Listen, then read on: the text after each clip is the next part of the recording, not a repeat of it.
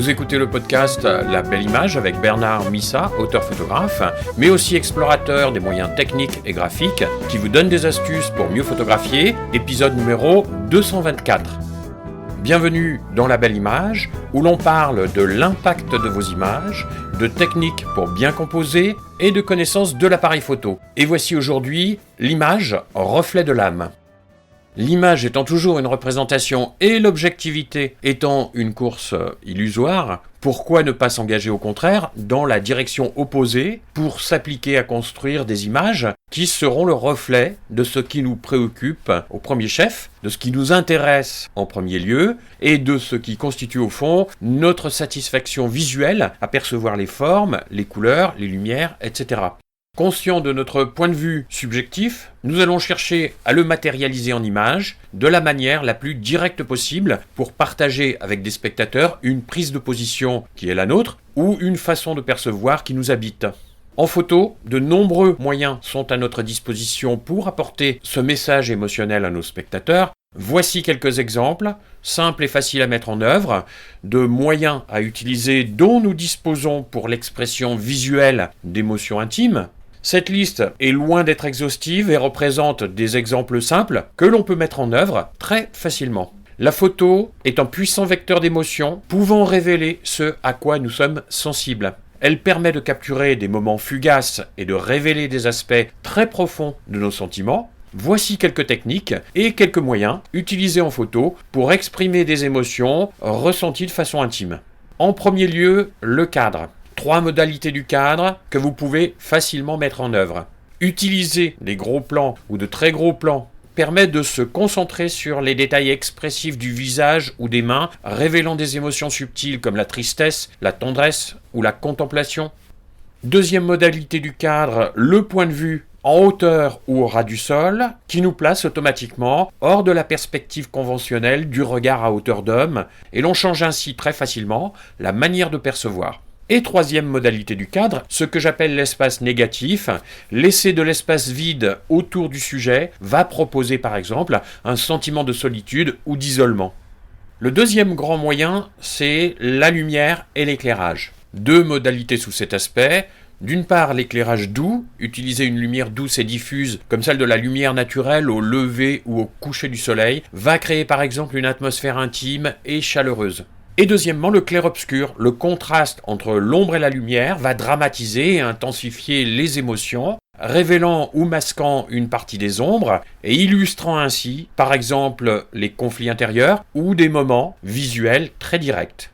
Troisième catégorie des moyens à notre disposition, les expressions et les gestes, lorsque l'on photographie des êtres vivants. 2 modalités, les expressions du visage. Les expressions naturelles et spontanées capturées peuvent révéler une gamme d'émotions intimes, de la joie à la tristesse, en passant par la surprise, l'approbation, le refus ou la colère. Et deuxième modalité, les gestes et les postures. La position du corps, les mains tenant un objet ou une personne, peuvent en dire long sur l'état d'esprit, le caractère ou l'ambiance émotionnelle du sujet.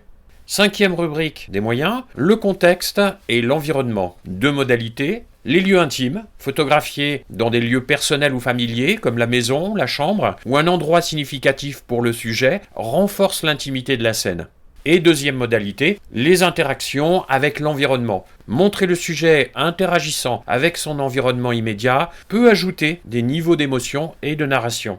6e catégorie de moyens, l'instant décisif, selon 2 modalités. Capturer des moments spontanés et fugitifs, parfois les émotions les plus intimes sont révélées dans des moments imprévus.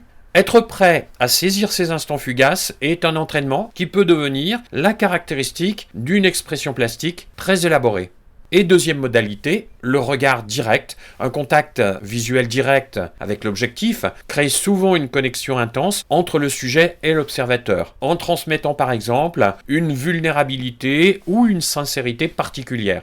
Et enfin, 7e catégorie de moyens, l'utilisation des techniques propres au cinéma et à la photo, selon 2 modalités. Premièrement, les flous de premier plan et d'arrière-plan. Le flou, qu'il soit de mouvement ou de profondeur de champ, peut créer une atmosphère onirique ou évoquer des souvenirs. Il peut aussi contribuer à l'atmosphère de l'image par des surfaces colorées et diriger le regard du spectateur dans un cheminement sur l'image.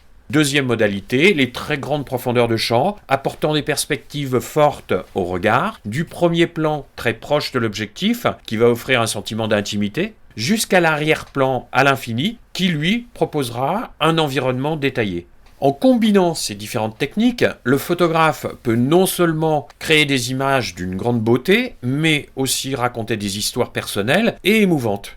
La photo devient de cette manière un moyen privilégié pour exprimer et partager des émotions intimes avec le monde. La satisfaction intérieure ressentie lors de la création d'images est un premier signal qui récompense l'invention personnelle. C'est une première étape, car les clichés au début peuvent nous sembler satisfaisants, mais nous pouvons dépasser ce stade et poursuivre plus profondément notre recherche d'expression afin d'atteindre à plus de proximité avec notre propre perception. Nous apprenons à affiner nos propositions pour progresser sereinement vers une plus grande singularité qui aboutira au final à des images matérialisant ce que nous ressentons de plus sincère et de plus intime dans ce qui nous touche et qui nous fait visuellement réagir. Merci pour votre attention à ce podcast.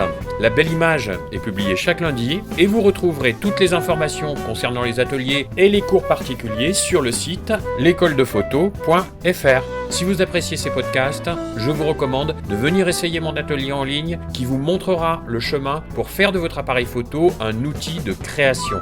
En attendant, je vous souhaite une bonne semaine de prise de vue et je vous dis à lundi prochain.